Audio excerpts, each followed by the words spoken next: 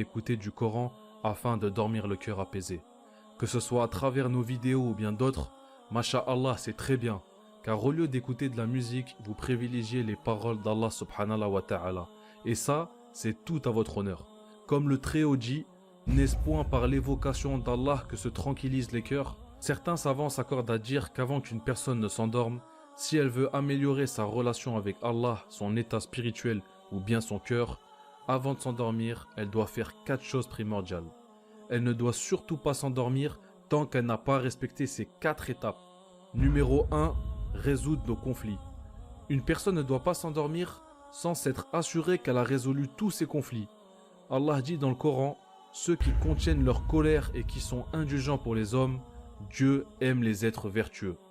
Le prophète Mohammed sallallahu alayhi wa sallam dit aussi, Dieu est clément et il aime la clémence en toutes choses. En tant que musulmans, nous devons chercher les points de rencontre avec l'autre, afin d'en faire une base sur laquelle on s'appuie pour résoudre nos conflits. Numéro 2, remplir nos obligations envers Allah. Avant de vous endormir, vous devez vous assurer d'avoir déjà rempli toutes vos obligations envers Allah subhanahu wa ta'ala. Si je n'ai pas prié l'Aïcha, impossible pour moi d'aller dormir.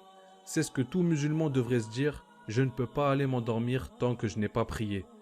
Tant que je n'ai pas pris le temps de m'asseoir et de m'entretenir en privé avec mon Créateur, afin de se repentir auprès d'Allah et lui demander pardon pour tous les péchés qu'on a pu commettre dans le passé. Numéro 4, prévoir notre fin sur terre. La dernière chose importante avant de s'endormir, c'est de s'assurer qu'au moins toutes les dispositions importantes ont été prises, juste au cas où que l'on ne se réveillerait pas le lendemain matin.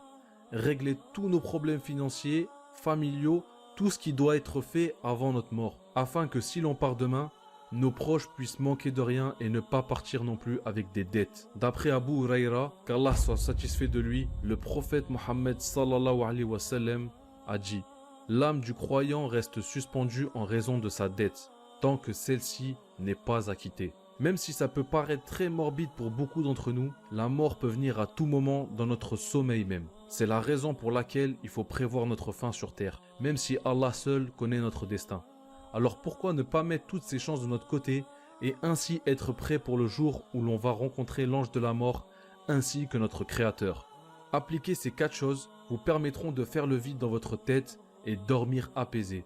Faire le maximum pour être prêt à rencontrer notre Seigneur Allah subhanahu wa ta'ala. Qu'Allah nous facilite et nous préserve dans la piété et que l'on fasse partie des croyants vertueux. Amin. Wassalamu alaikum.